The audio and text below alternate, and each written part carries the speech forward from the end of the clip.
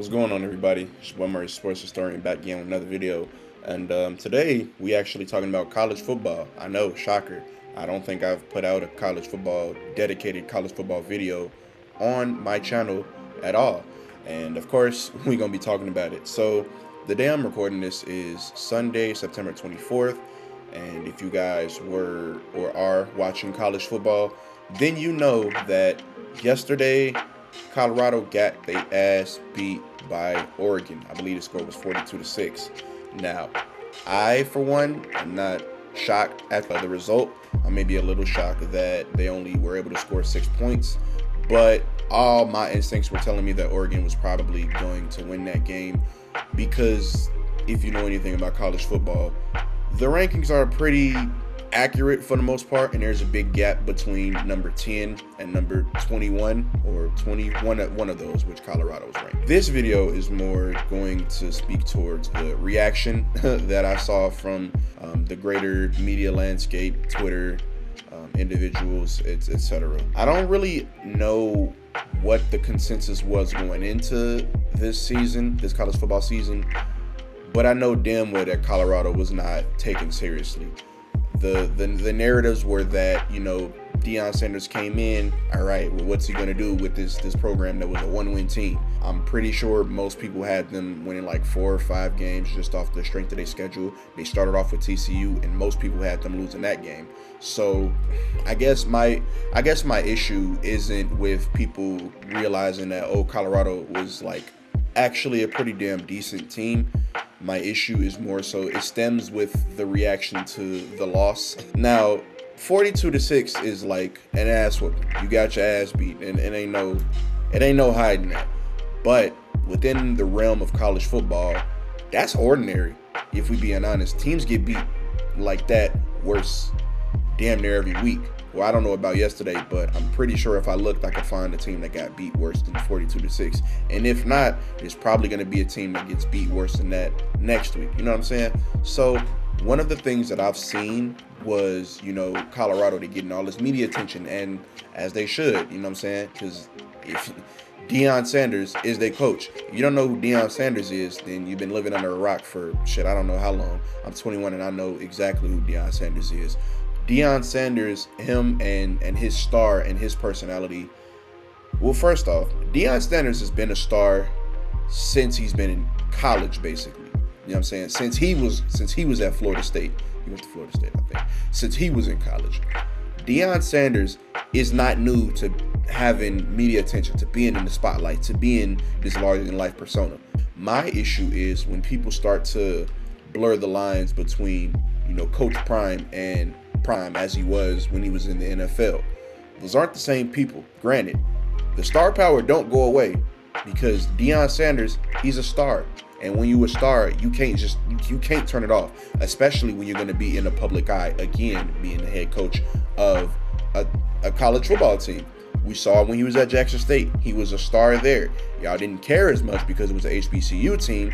I cared. I watched a little bit of those games, and I saw that Deion was still Deion. It was just it was a new chapter for Deion Sanders and his multiple careers. You know what I'm saying? So one of the things that I've been seeing is a bunch of people saying, oh, the Colorado's, they're overrated. You know what I'm saying? This was bound to happen.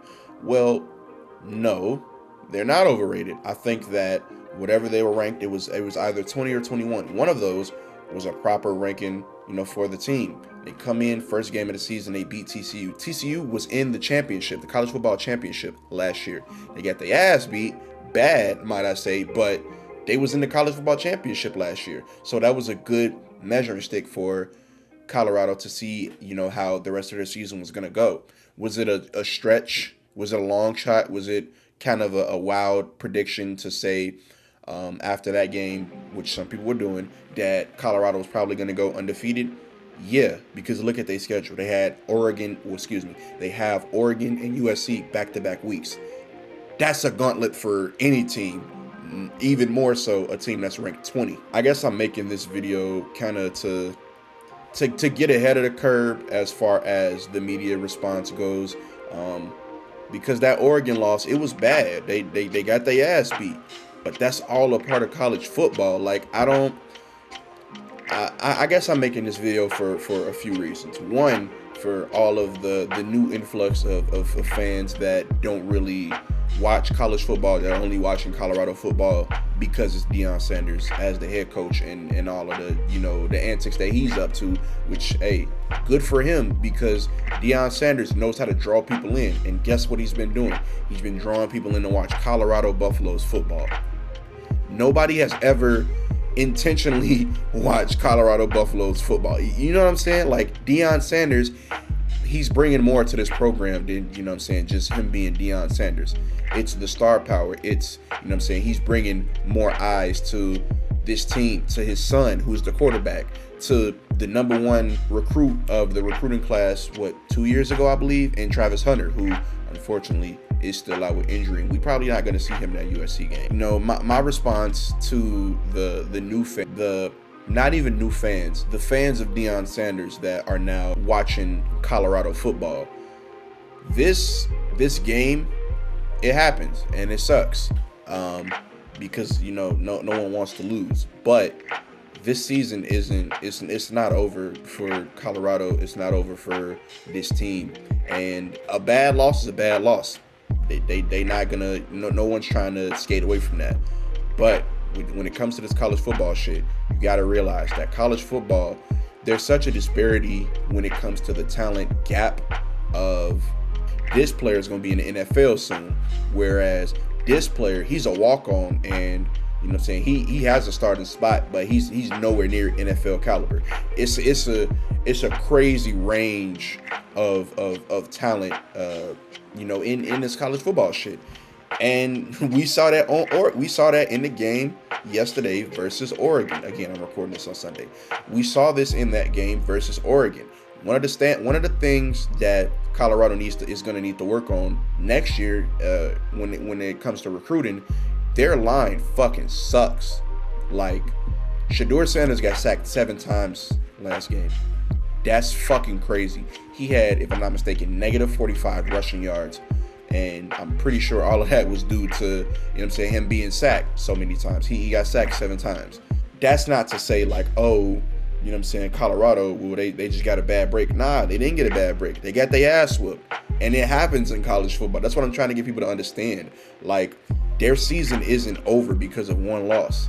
It's a building process. You don't just hit the ground running and immediately become eligible for the college football playoff. No, that's not what happens. It's a slow grind. It's a slow grind. You got to build your way up. You got to, you have to be a good program first. You have to build a program. You have to build up your talent. If you have players that have gone there for multiple years, you got to develop them as well. Not only that, you're bringing in new recruits every year. You're hitting the transfer portal damn near every year. So for Colorado to take this loss early, or take a loss like this early, I think it's probably for the best for this team, because I think going into that USC game undefeated and then taking an ass whooping like that game would have served them way, way worse, because USC is likely going to be in that 1, 2, 3, 4 range, and they're going to make it to the college football playoff. So again, this is not a season killer for the Colorado Buffaloes. If I take a look at the rest of their schedule, that USC game is obviously probably the biggest game that they're gonna have. But like, look at the rest of their schedule. If they were able to win and go 3-0, then they face the big dogs and they take 2 losses back to back. Cool. They still might be able to make a bowl game or something like that. It's not it's not the end of the world for the Colorado Buffaloes, and anybody with half a brain or with any knowledge of college football knew that there was damn near no way in hell Colorado was even going to sniff the college football playoff in their first year of having Deion Sanders as head coach. That's really all I wanted to say. I guess this kind of comes off as capey for Colorado and for Deion, but like, I don't care. I just saw the reaction, and I knew that there was going to be a lot of people that just are only tuning in to college football because, Deion Sanders is the head coach of Buffalo, and the swag that he brings and the star power that he brings. So that's my thoughts on, everything. I guess this is kind of a short video. But yeah, that was my thoughts on everything. Deion Sanders is still a good coach. This team is still a good team, and I'm gonna be tuning in to some of their games. I'm definitely gonna tune into that USC game, but really not because of them. I want to watch USC work. But yeah, like their season isn't over, and this is the start of hopefully great things to come. Again, it's a building process. You don't start off taking over a one-win team and immediately make the college football playoff. That's not how college football works. And anybody that was expecting that, well, I don't know what you've been watching for the past however long you've been watching college football, because that's not how it works. That's never been how it works, and it's not going to be how it works. But with that being said, it's been your boy Maurice, the Sports Historian. I see y'all in the next video. Peace.